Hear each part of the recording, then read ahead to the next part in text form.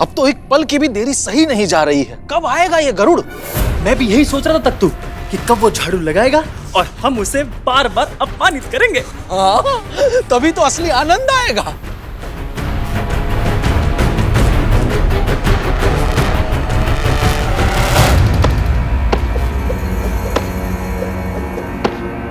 आ गया, आ गया, आ गया। अब आएगा असली आनंद। लगाओ झाड़ू हमारे दास गरुड़।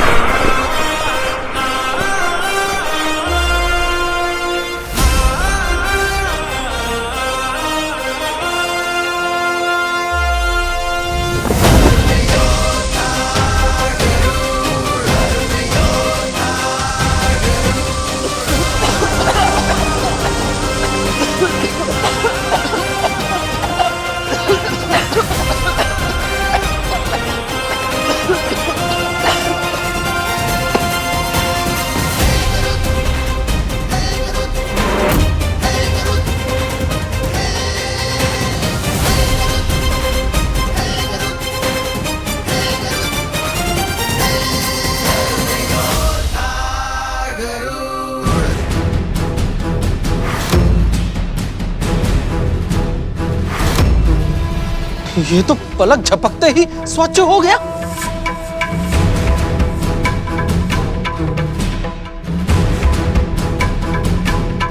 गरुड़ के लिए ये सब कार्य सामान्य है, इसे कोई कठिन कार्य देना होगा।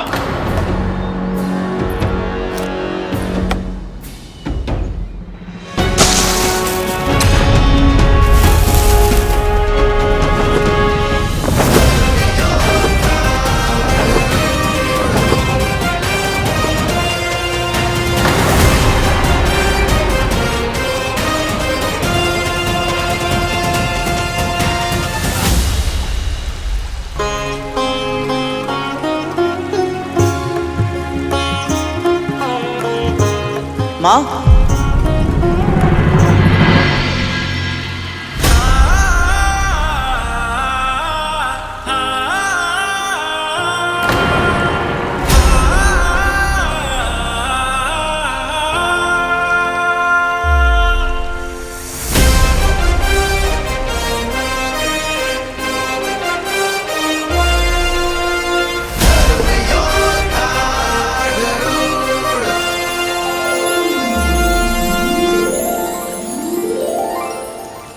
कुछ भी कहो, ये गरुड़ है तो कार्य कुशल। हाँ तख्तू, क्षण भर भी बीत नहीं पाता कि ये पहला कार्य समाप्त करके दूसरे कार्य के लिए उपस्थित हो जाता है।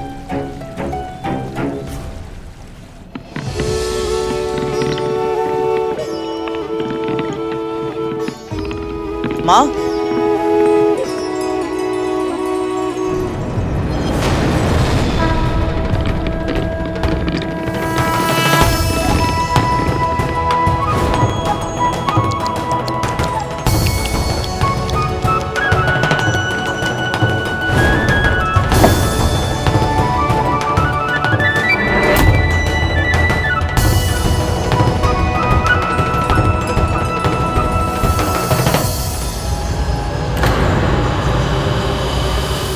माँ, मैं हूं ना।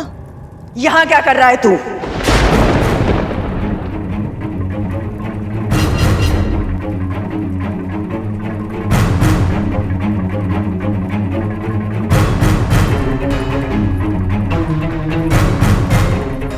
अपनी मां की सहायता ना, तू रसोई का कार्य नहीं कर सकता है। सही कह रही हैं आप महारानी, किंतु आपको कोई ऐसा कार्य ढूंढना होगा जो मेरे पुत्र की शक्ति और योग्यता के अनुरूप हो।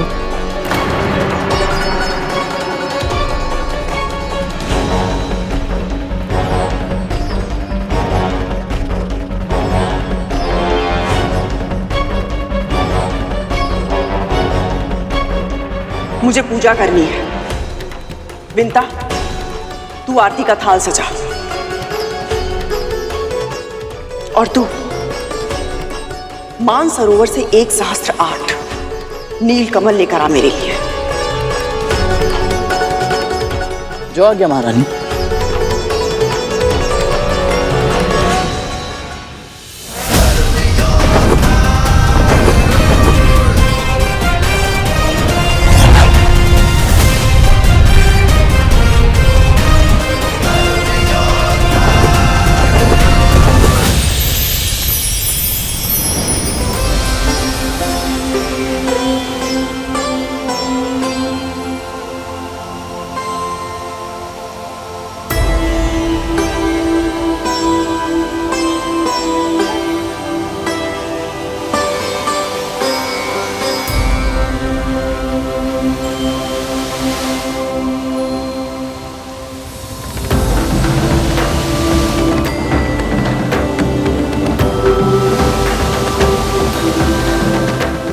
हे सरोवर श्रेष्ठ, मेरा प्रणाम स्वीकार करें।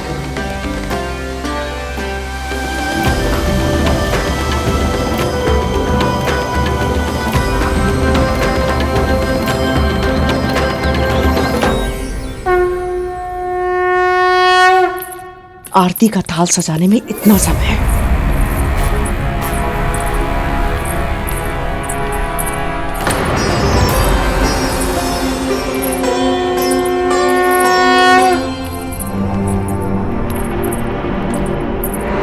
ये इतनी शीघ्र मानसरोवर से वापस कैसे लौट आया?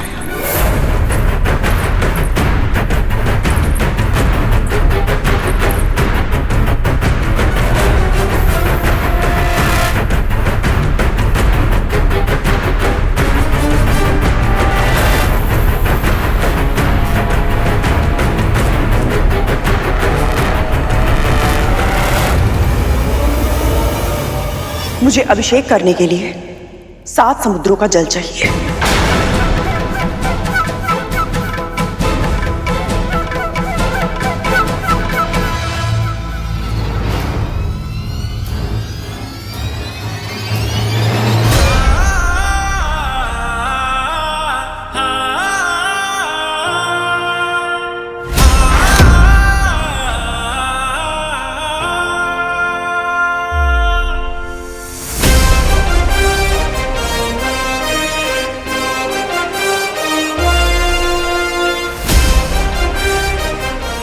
ये 7 समुद्रों का जल। जी महारानी, आप कहती हैं ना कि मेरी माँ आपकी सर्वाधिक प्रिय दासी है। आपके आदेश देने से पहले ही वो समझ जाती है कि आपको क्या चाहिए।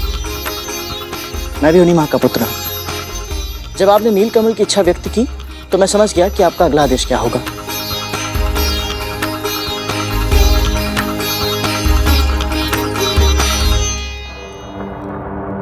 मेरे पुत्र अपने भ्रमण के लिए तैयार हो गए होंगे।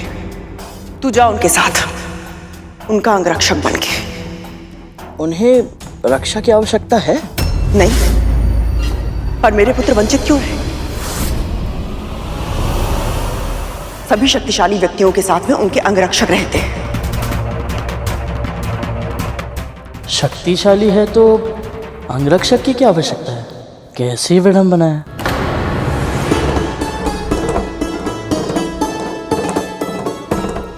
माँ, आप चिंता मत कीजिए, मैं अपने कर्तव्य का पालन अवश्य करूंगा।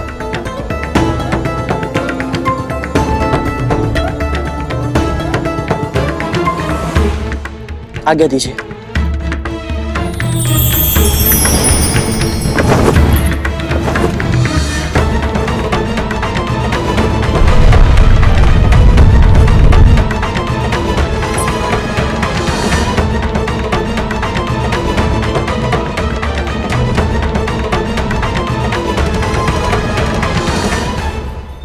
आज बहुत लंबी यात्रा पे जाना है।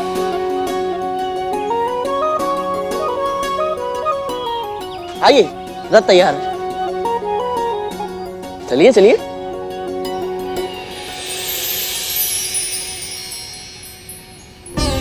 मुझे प्रसन्न देखने के लिए स्वयं दास बनकर भी गरुड़ कितना प्रसन्न है। ईश्वर ऐसा पुत्र सबको दे।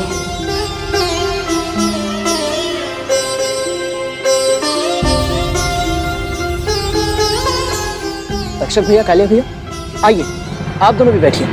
जब सेवक इतना बलशाली हो तो घोड़ों की क्या आवश्यकता है? आज ये रथ तू चलाएगा गरुड़।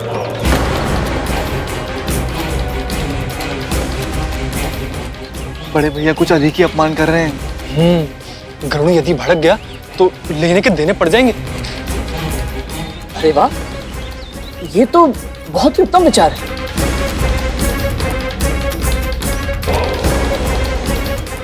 आइए बैठिए।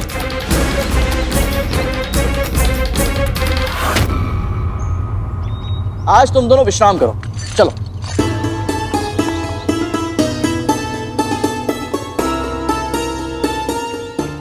आइए भैया।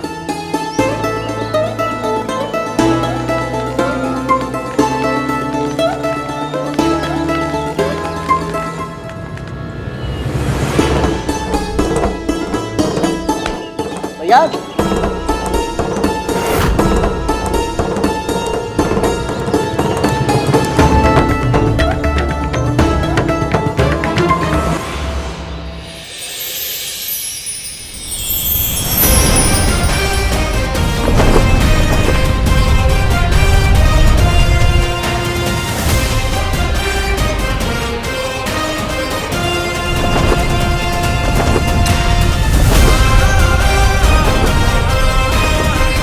अरे संभाल के, ये तो वायु के वेग से तेज चल रहा है। हाँ सरकोटा।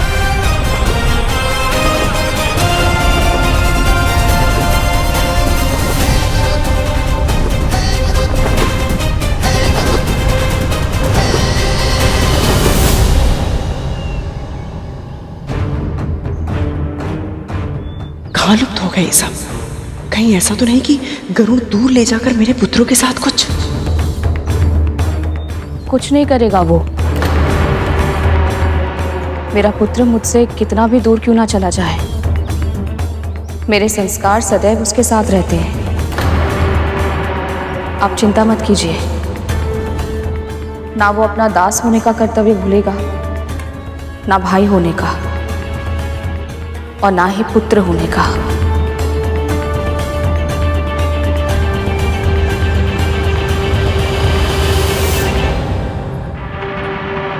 दास बनने के बाद भी गरुड़ इतना सहज कैसे है?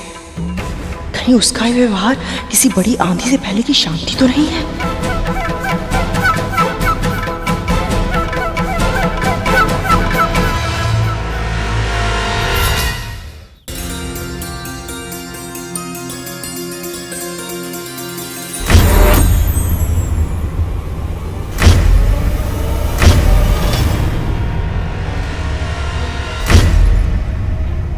ये क्या हो रहा है?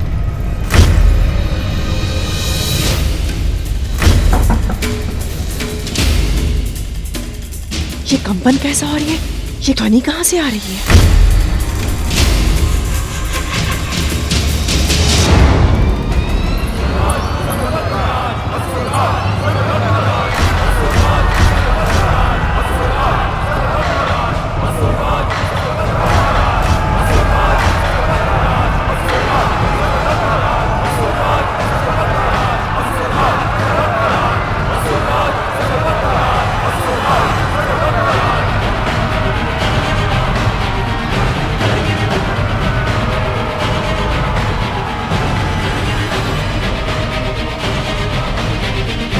विमाताएं, एक नहीं दो दो विमाताएं। कहाँ है वो दुस्साहसे पक्षी? महाराज बलि ने उसका शीश काट कर लाने का आदेश दिया है।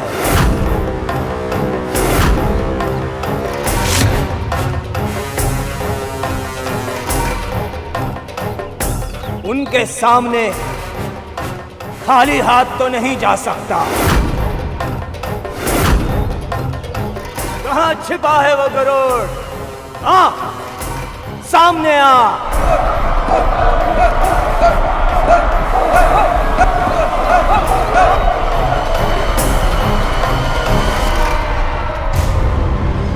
उस दिन विमाता अदिति के सामने तो कर्तव्य ध्वज ऐसे लहरा रहा था जैसे वही एकमात्र धर्म योद्धा हो।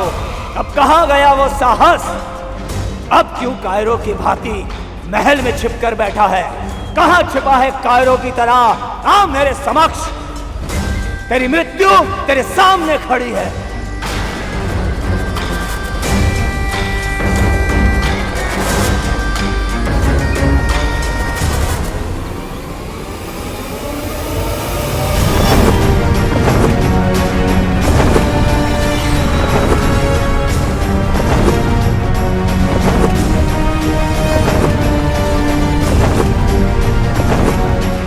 निश्चित ही वो भयभीत हो गया है और उसने असुर शक्ति पर प्रहार किया है। उस अपराधी को मेरे समक्ष न लाकर, उसे शरण देकर तुम दोनों भी अपराधी बन गई हो।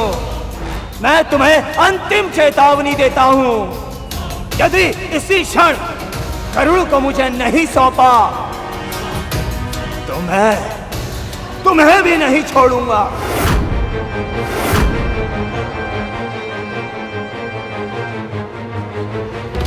महाराज बलि और असुरों के शत्रुओं की रक्षा करने के लिए मैं तुम्हें दंड दूंगा, भीषण दंड।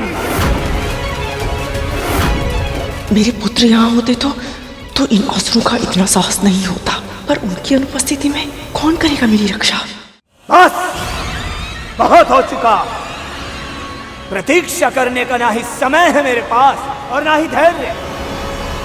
अब उस गरुड़ को उसके घोंसले से बाहर निकालने के लिए मैं स्वयं ही इस महल में प्रवेश करूंगा।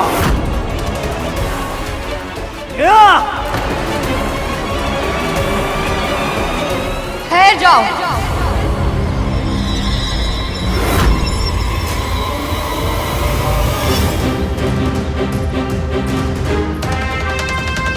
महारानी की आज्ञा के बिना महल के भीतर जाना तो दूर, तुम एक पग भी आगे नहीं रख सकते। यदि बल से प्रवेश करने का प्रयास किया तो पहले तुम्हें मुझे पराजित करना होगा।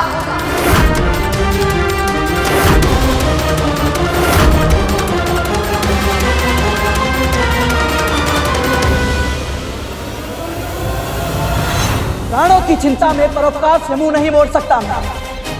इस रेखा को ध्यान से देखो असुर सेनापति, ये मेरी मां के दिए गए संस्कारों का मान रखने के लिए है।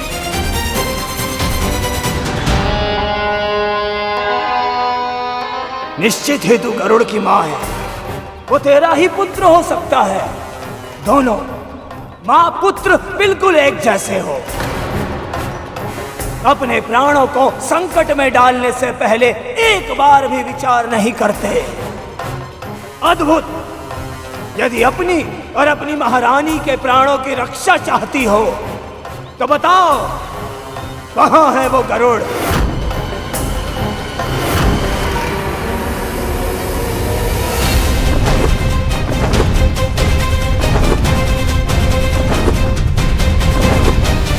इस महल की स्वामिनी को धमकाने का, उनका अपमान करने का दुस्साहस कर रहे हो तुम।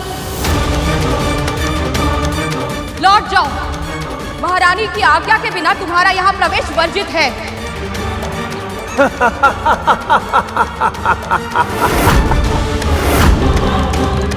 तू और तेरा पुत्र दोनों मानसिक रूप से अक्षम है क्या?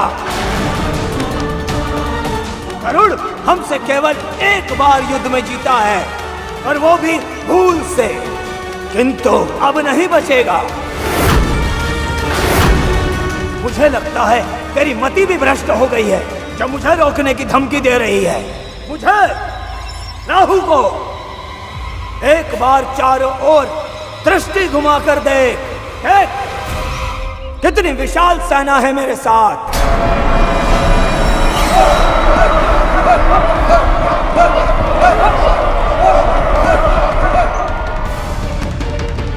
मैं तुम्हें अंतिम बार अवसर देता हूं। गरुड़ को मुझे सौंप दो और अपने प्राणों की रक्षा कर लो, अन्यथा मैं तुम्हें दंड दूंगा, प्राण दंड।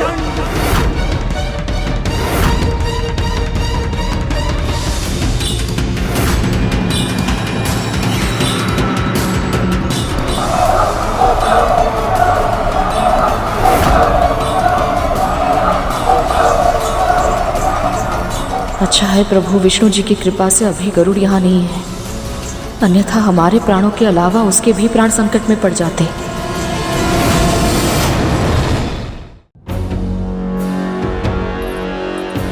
अब तो तू प्रसन्न है ना? अपने पुत्र को नियंत्रित नहीं कर पाई, इस कारण आज मैं विपत्ति में फंस गई। ये सारा तेरा दोष है विंता।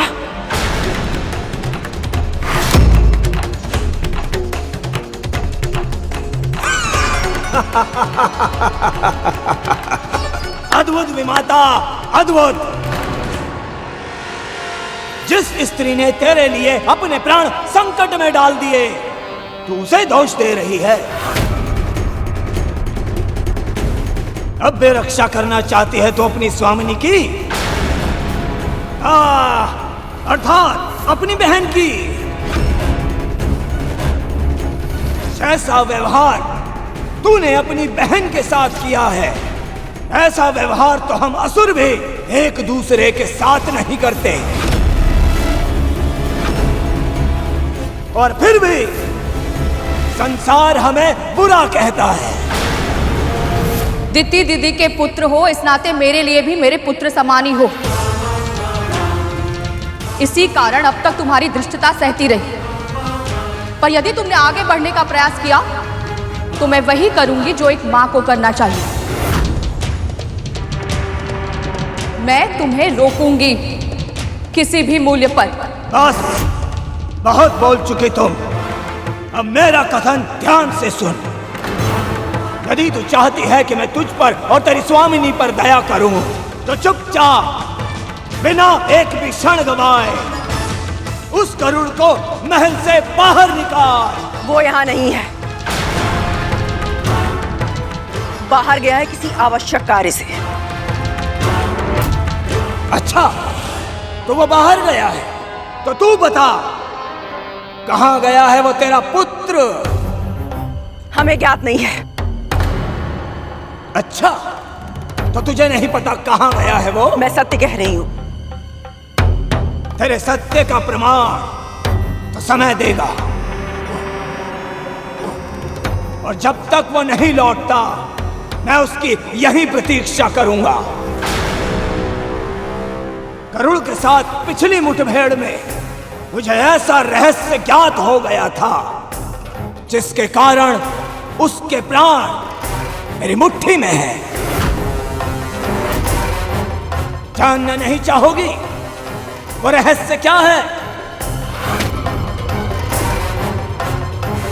वो कहीं भी जाए, कितनी भी दूर जाए, किंतु लौटकर अपनी माता के पास अवश्य आता है।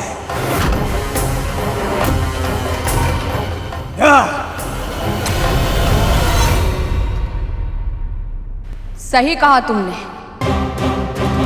मेरा पुत्र अवश्य ही मेरे पास लौट कर आएगा, पर उससे पहले तुम सबको यहां से लौट जाना चाहिए। यदि उसने तुम्हें मेरे और महारानी के साथ ऐसा दुर्व्यवहार करते हुए देख लिया तो मैं भी उसके क्रोध से तुम्हें बचा नहीं पाऊंगा। कल्पना करो पुत्र, अपनी विमाता अदिति की रक्षा के लिए यदि वो तुम सबसे अकेले युद्ध कर सकता है, तो अपनी माँ की रक्षा के लिए वो क्या नहीं करेगा?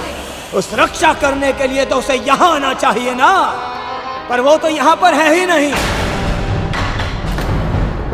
जब तक वो लौट कर आएगा तब तक बहुत विलंब हो चुका होगा।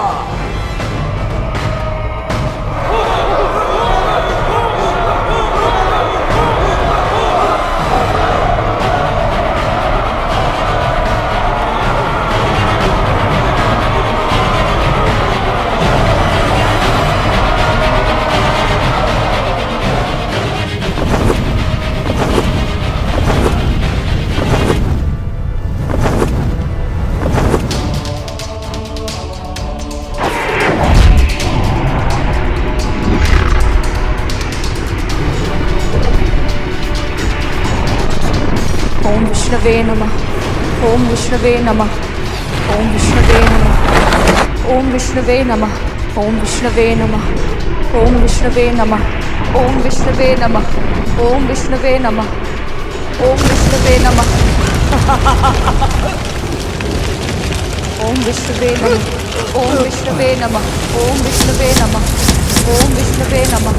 ओम विष्णुवे नमः। ओम विष्णुवे नमः।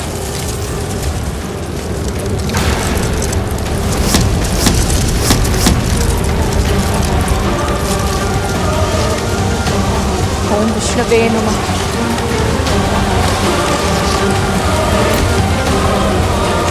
ओम विष्णुवे नमः।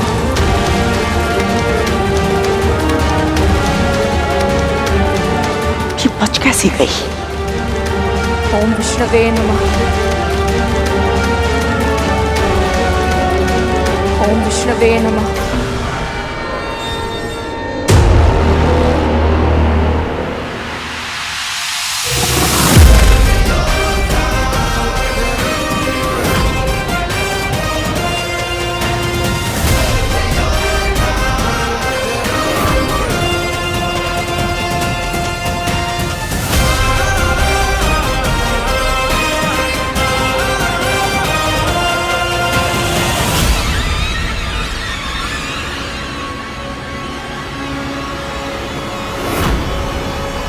मेरे पुत्र,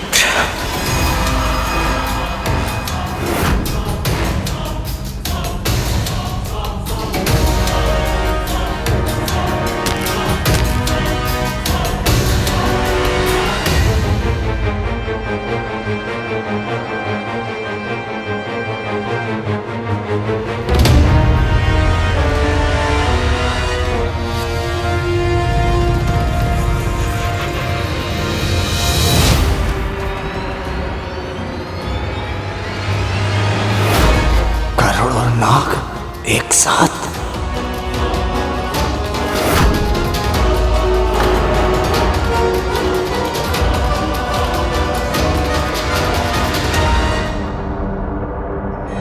हमारी मां को भयभीत करने का दुस्साहस नहीं करना चाहिए था तुझे।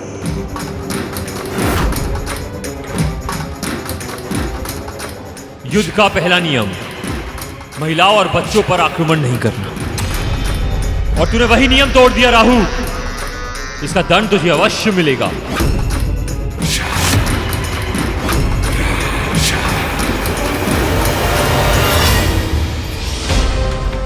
भले ये नाग कितने भी निष्ठुर हो, अपनी मां के लिए निष्ठावान और युद्ध के नियम के प्रति सम्मान भी रखते हैं।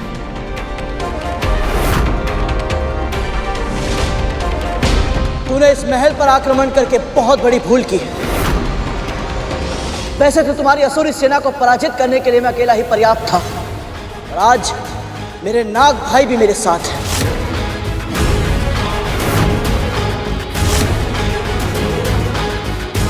अब तू अपने प्राणों की रक्षा कैसे करेगा राहु?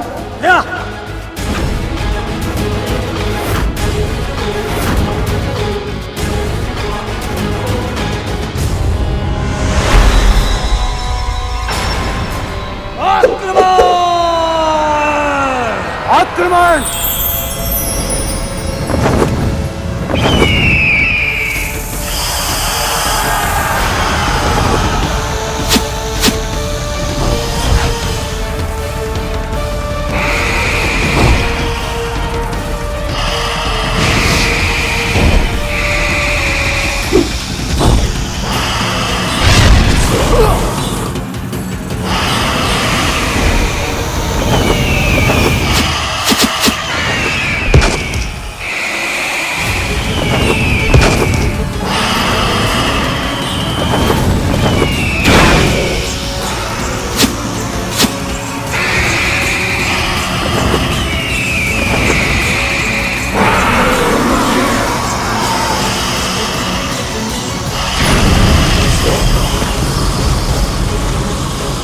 मेरे दोनों पुत्र इतने शक्तिशाली हैं कि इनके विष का भय इन असुरों को एक पग भी आगे नहीं बढ़ने दे रहा है।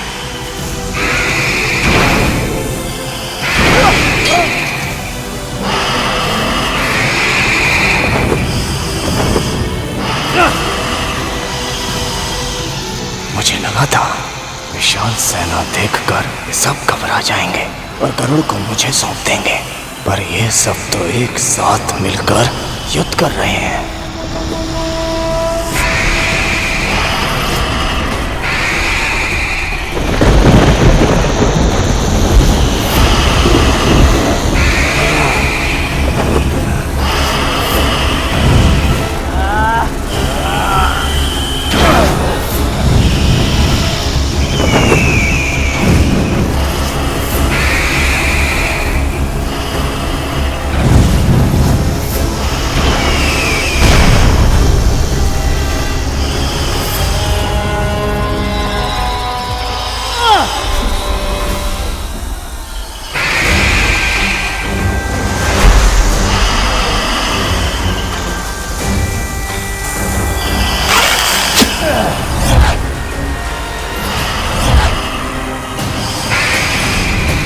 दीदी, किसी भी उपाय से हमें इन सबको रोकना होगा। भाइयों का ऐसे एक दूसरे के रक्त का प्यासा हो जाना उचित नहीं है। किसी की भी मृत्यु हो सकती है। यदि ऐसा हुआ तो इसका दोषी तेरा पुत्र होगा। पर इस समय संकट केवल मेरे पुत्र पर नहीं है, आपके पुत्रों पर भी है और दीदी दीदी के पुत्रों पर भी। असुरों से शत्रुता करने में कोई समझदारी नहीं है दीदी। देवताओं और दानवों के मध्य युद्ध के कारण पहले ही भीषण विध्वंस हो चुका है। एक और युद्ध विनाशकारी सिद्ध होगा।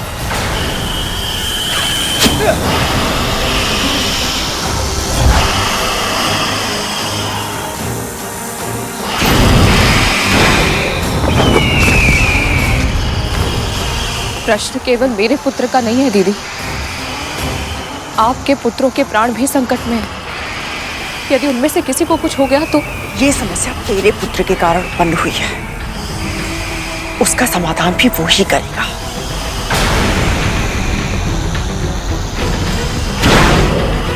दीदी, क्या कर रही हैं आप?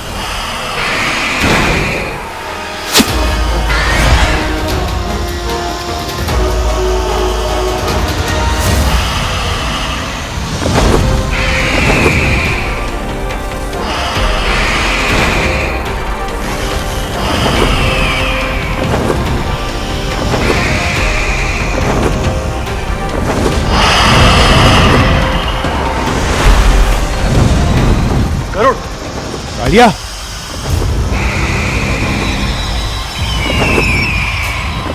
गरुड़ दास है हमारा। हम सबकी रक्षा करना इसका धर्म है, पर इसकी रक्षा करना हमारे लिए आवश्यक नहीं।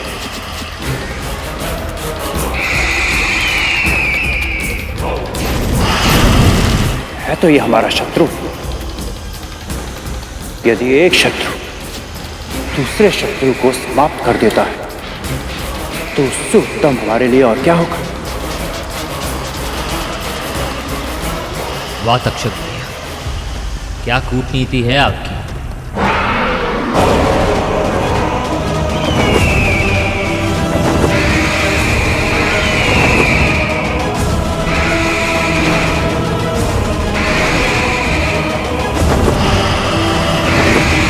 रुक जाओ।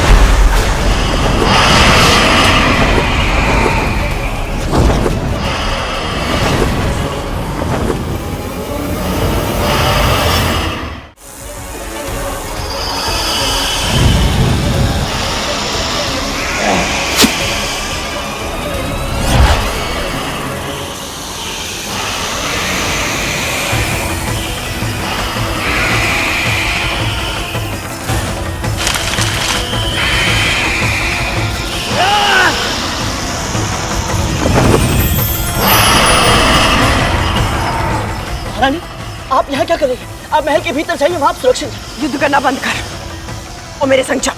और कहाँ? प्रश्न पूछने का अधिकार तुझे नहीं है करूँ। मेरे साथ चल। ऐसे युद्ध के मध्य अपनी माँ को छोड़कर कैसे जा सकता हूँ मैं? तेरी माँ मेरी बहन भी है, उसे कुछ नहीं होगा। मेरी अनुपस्थिति में मेरे पुत्र उसकी रक्षा करेंगे। तक्षक कालिया, शिशुनंदी, भूतनंदी, अपनी भी माता के पास जाओ। उनका ध्यान रखना, उनकी सुरक्षा करना तुम्हारा कर्तव्य है।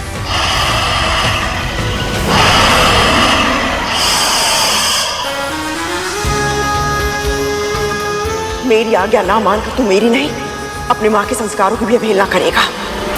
भूल मत, मन से, वचन से, कर्म से भी तूने मेरे आदेशों का पालन करने का वचन दिया है मुझे।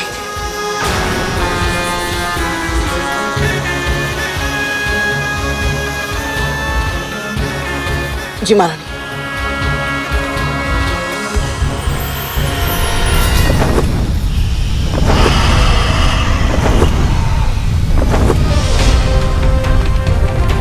ये कहाँ गया?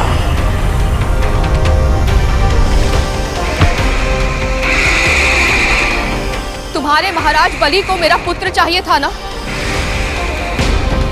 महारानी कद्रू स्वयं उसे उनके पास लेकर जा रही है।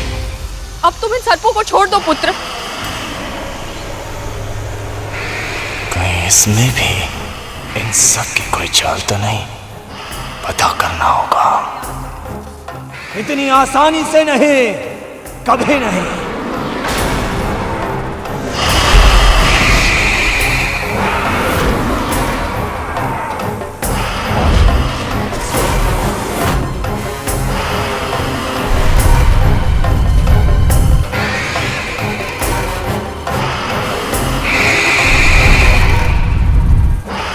हे परम प्रभु विष्णु, मेरे पुत्र की रक्षा कीजिए।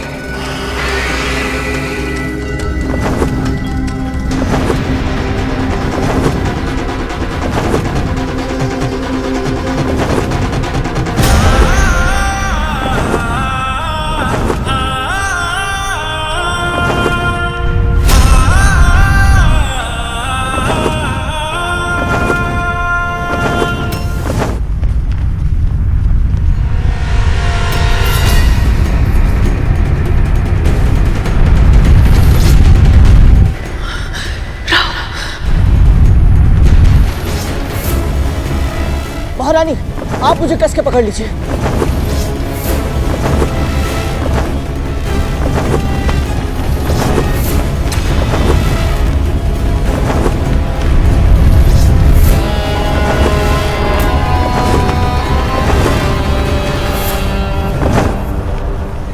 गति बढ़ाकर मुझे चकमा देने का प्रयास कर रहा है, किंतु मैं भी राहु हूं। मुझसे पीछा छुड़ाना असंभव है।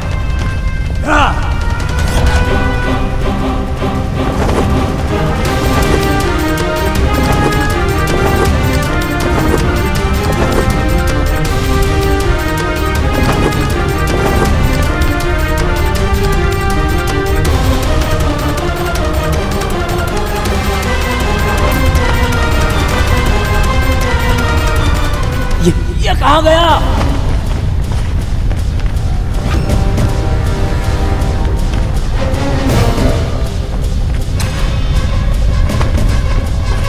अभी तो इधर था, उधर कैसे चला गया? ये हुई ना बात। यदि ये युद्ध हमें रुकवाना है तो हमें शीघ्र ही महाबलीपुरम पहुंचना होगा।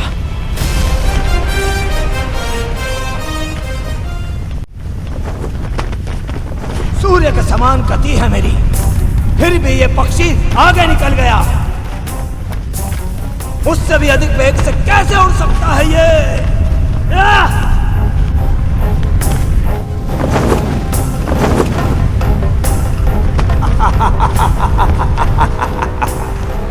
लगता है इसे अपनी मृत्यु की कामना कुछ अधिक ही है, तभी तो स्वयं को मृत्यु के मुख में ले जा रहा है ये।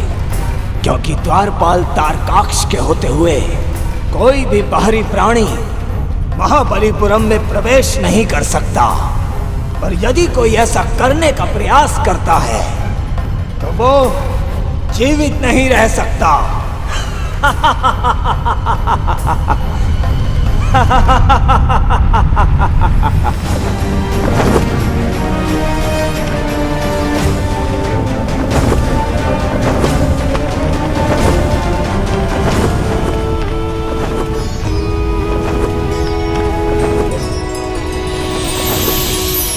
इस नगर के सौंदर्य से अपने लक्ष्य को मत भटका।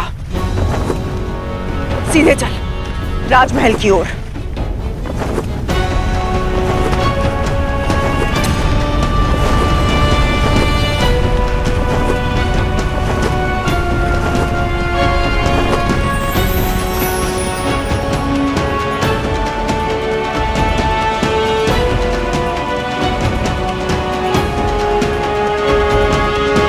उड़ान भी ऊंची बढ़ता है, गति पर भी नियंत्रण है और भूमि पर भी इतनी कुशलता से उतरता है।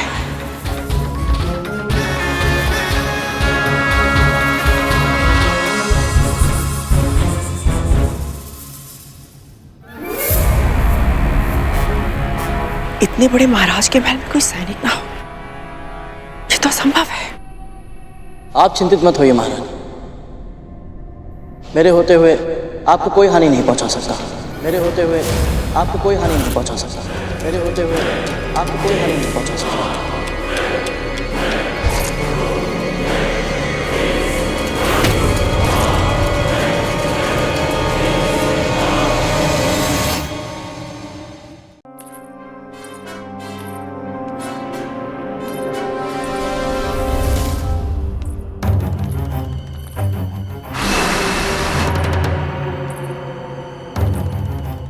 कितनी विचित्र शीत है। क्या आपको भी इसका आभास हो रहा है महारानी? मुझे पता है तू पंछी है, वायु शीत है या उष्ण इसका अनुभव करने का अभ्यास है तुझे, किंतु अभी समय नहीं है, शीघ्र चल, इससे पहले कि हमारी उपस्थिति का किसी को आभास हो जाए। एक क्षण महारानी, कुछ तो असामान्य है। भय लग रहा है तुझे तो अपने पांव को तनिक कष्ट दे, और हाँ, भीतर जाकर अपना मुंह मत खोलना। जब तक मेरी आज्ञा ना मिले मौन रहना।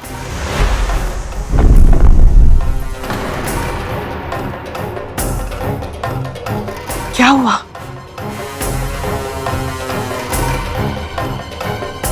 यह मूर्ति नहीं है महारानी, कोई असुरी माया है।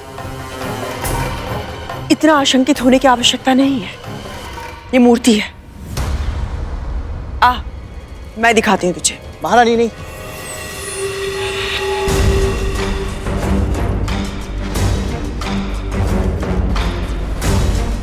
महारानी रुकिए।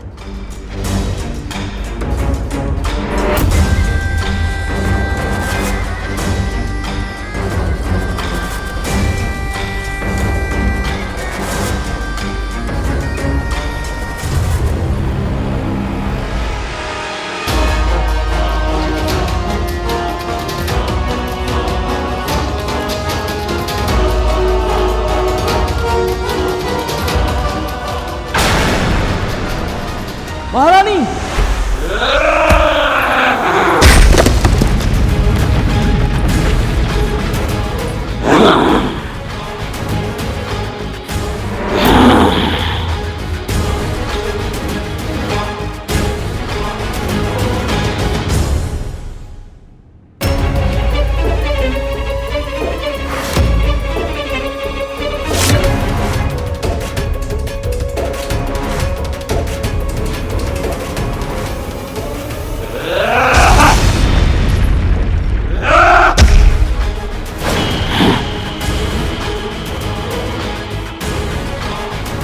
जिसके प्रहार से महाबलीपुरम की भूमि भी फट गई, उस भीषण असुर का वार ऐसे सह गया ये जैसे किसी ने फूल मारा हो।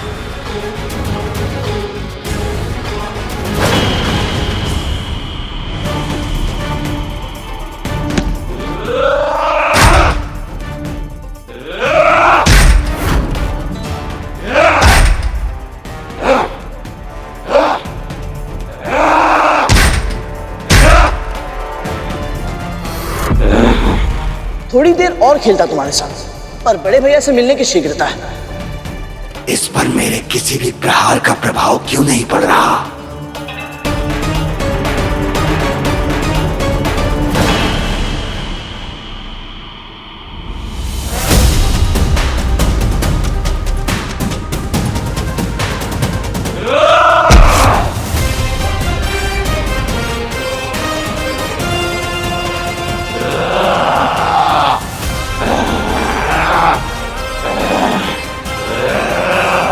मेरी विमाता पर प्रहार करने का दुस्साहस दोबारा मत करना।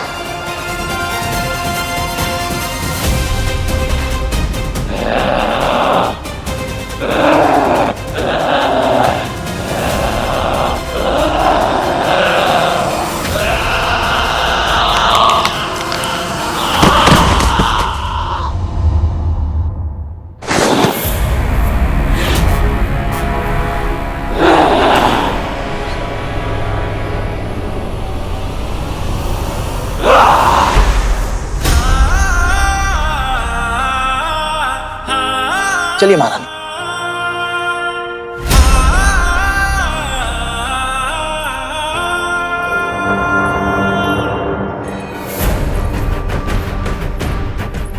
करुण ने द्वारकाक्ष को पराजित कर दिया। असंभव।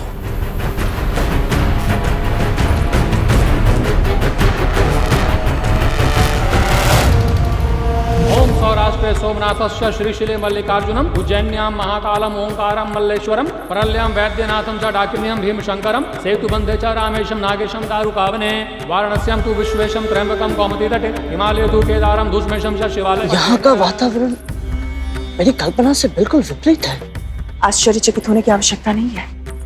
बलि असुर अवश्य है, किंतु दूसरे असुरों से बिल्कुल भिन्न है। वो एक पवित्र आत्मा है, अत्यधिक धार्मिक है, महादेव शिव शंकर का बहुत बड़ा भक्त है।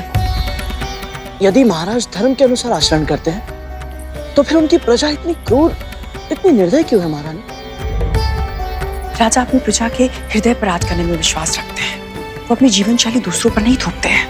उनके राज में सभी अपने स्वभाव के अनुसार असुरों की तरह आचरण करने के लिए स्वतंत्र हैं। वो स्वयं भी एक संयमी जीवन जीते हैं। अद्भुत। अभी तो बड़े भैया से मिलने में और अधिक आनंद आएगा। भूलना मत, तुम उसके लिए भाई नहीं हो, शत्रु हो तुम उसके। तुमने उसकी सेना को अपना कार्य करने से रोका था। उसके कुछ असुरों का वध भी किया था तुमने। शत्रु और भाई का अंतर तो मैं संभाल लूंगा, बस मेरी माँ और मेरे अन्य नाग भाई ठीक हो। ओम विष्णवे नमः, ओम विष्णवे नमः, ओम विष्णवे नमः, ओम विष्णवे नमः।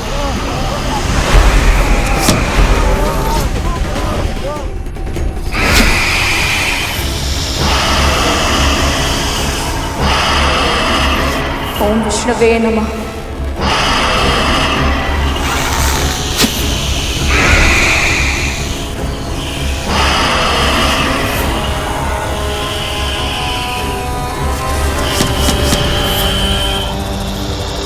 ओम विष्णवे नमः, ओम विष्णवे नमः।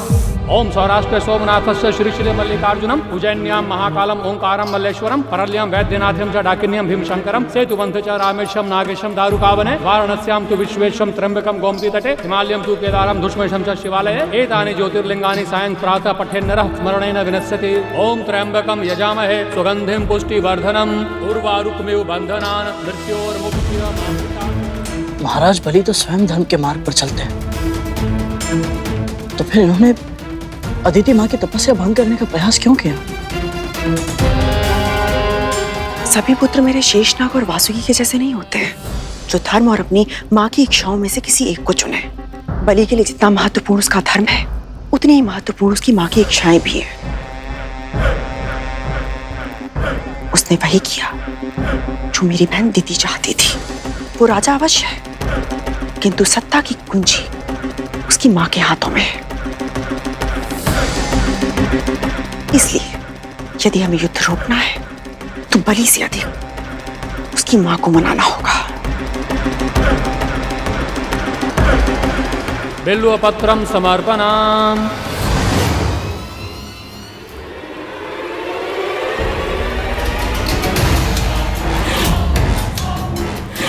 गरुड़ और कतरु यहाँ?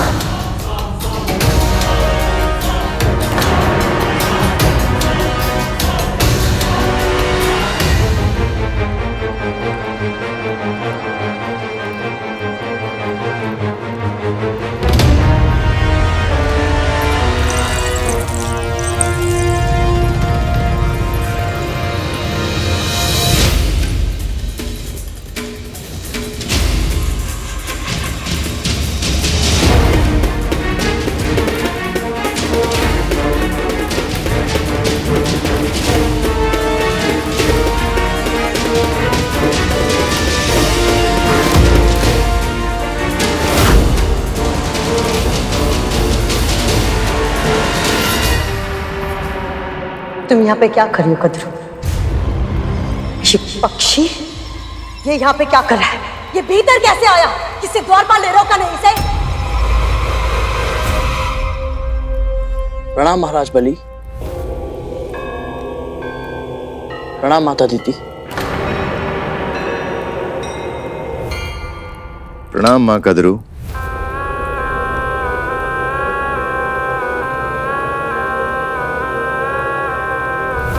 कद्रू, बिना बुलाए आने का क्या अर्थ होता है?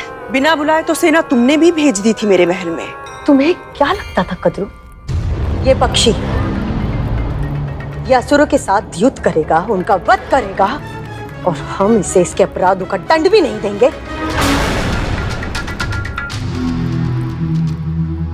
क्षमा कीजिए राजमाता, यदि आपको दंड देना ही था तो केवल मुझे दंड देती। मेरी माँ को, विमाता को मेरे नाग भाइयों को सम्मिलित करने की आवश्यकता क्या थी? उन्हें इन सब में सम्मिलित होने की कोई आवश्यकता नहीं है। पर वो तो पहले से ही सम्मिलित हो चुके हैं। तुम्हारे पुत्र राहु ने केवल विंता को ही नहीं, मुझे भी धमकी दी थी। इसी कारण मेरे पुत्र और तुम्हारे पुत्र आपस में युद्ध कर रहे हैं।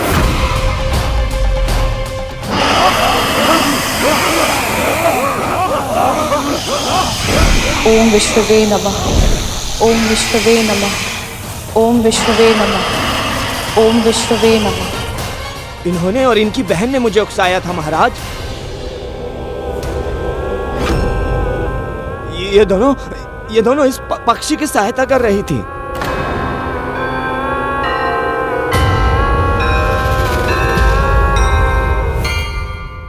दीदी, गरुड़ के कारण असुरों का भी रक्त बह रहा और मेरे पुत्र भी चोटिल हो रहे हैं। इससे पहले कि किसी के प्राण चले जाए, हमें इस युद्ध को रोकना होगा।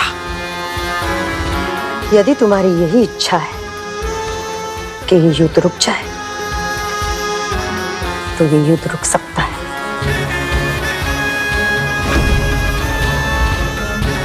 अच्छा किया जो इस पक्षी को हमारे पास लेकर आ गई। अब इसे हमें सौंप दो।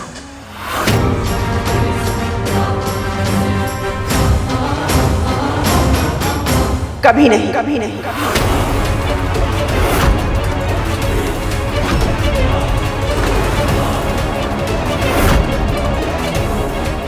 बड़ी माँ मेरी रक्षा करने का प्रयास कर रही है, पर क्यों?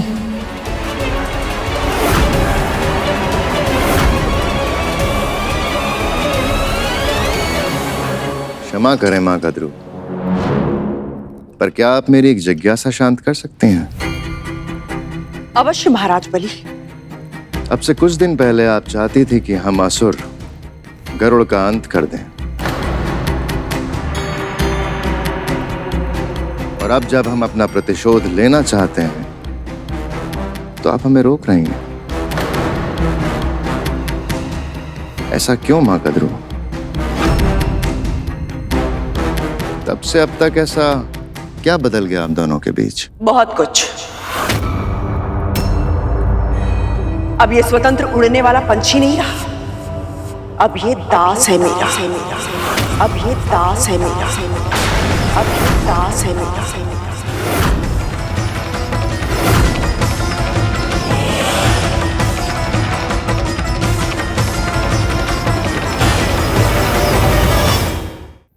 दास? ये पक्षी जिसने बड़े बड़े योद्धाओं को पराजित कर दिया, बजरंग जैसे महायोद्धा को भी खदेड़ दिया, ये दास बन गया है? और वो भी अपनी विमाता का?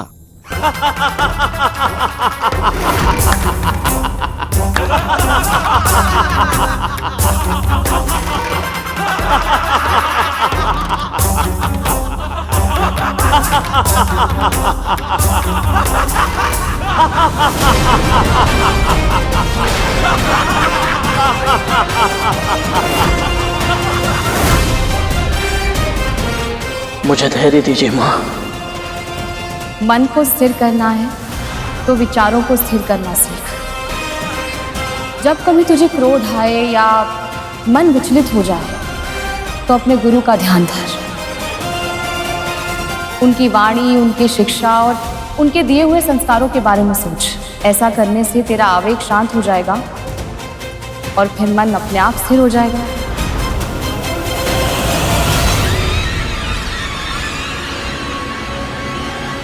कद्रू में कैसे विश्वास कर लूं कि तुम जो कह रही हो वो सत्य है? ये वही गरुड़ है जो अदिति को संकट में देखकर अपना स्थान छोड़ने के लिए तैयार नहीं हुआ था।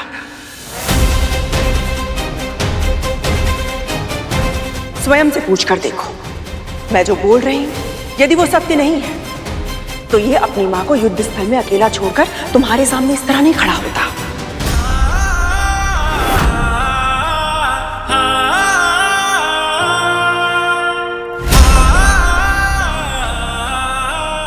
ये केवल मेरे आदेश पर यहां पर आया है, क्योंकि इसकी मां और स्वयं भी मेरे हाथों की कठपुतलियां हैं।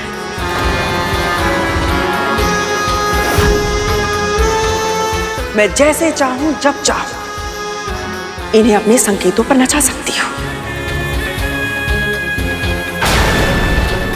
आप चाहती क्या है माँ कद्रू? शांति।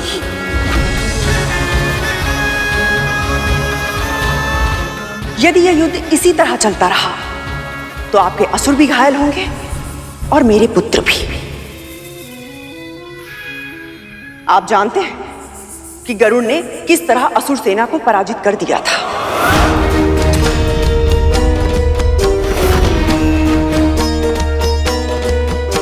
किंतु अब मेरे शक्तिशाली पुत्र भी इस युद्ध का भाग बन चुके हैं और इस युद्ध का परिणाम केवल और केवल विध्वंस लाएगा महाराज।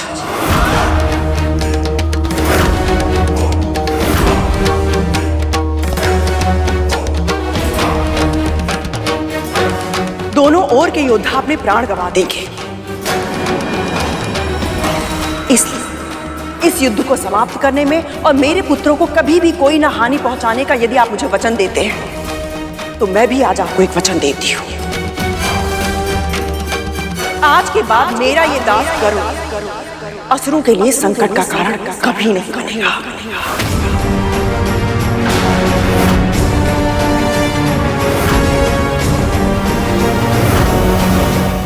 महारानी, आप कैसे ये वचन दे सकते हैं? असुरों ने मेरी मां पर आक्रमण किया है, मेरे नाग भाइयों को संकट में डाला है और आपको भी तो मत बोल कि तू मेरा दास है।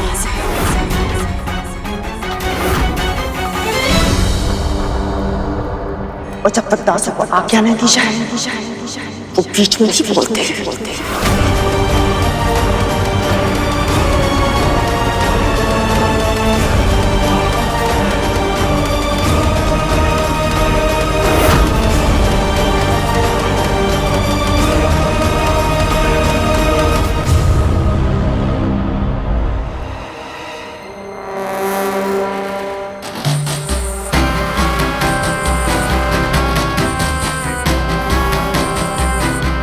गरुड़ को दंड दिए बिना यहां से वापस जाने नहीं दे सकता।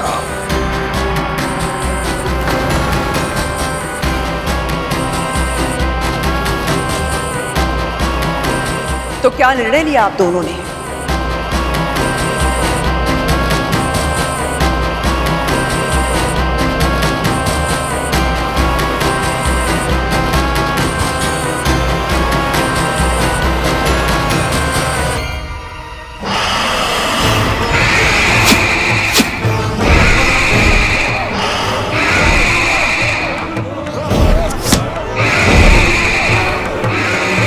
ओम विष्णुवे नमः।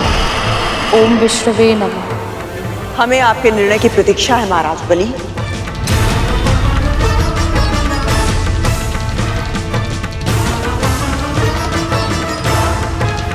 ये पक्षी तुम्हारे नियंत्रण में है तो इसका अर्थ ये नहीं कि हम इसके अपराधों को भूलकर इसे क्षमा करते हैं। इसने न केवल असुरों की सेना को चुनौती दी है बल्कि मेरे पुत्र और स्वर्ग के महाराज बलि की सत्ता को ललकारा है। इसे अवश्य दंड मिलना चाहिए।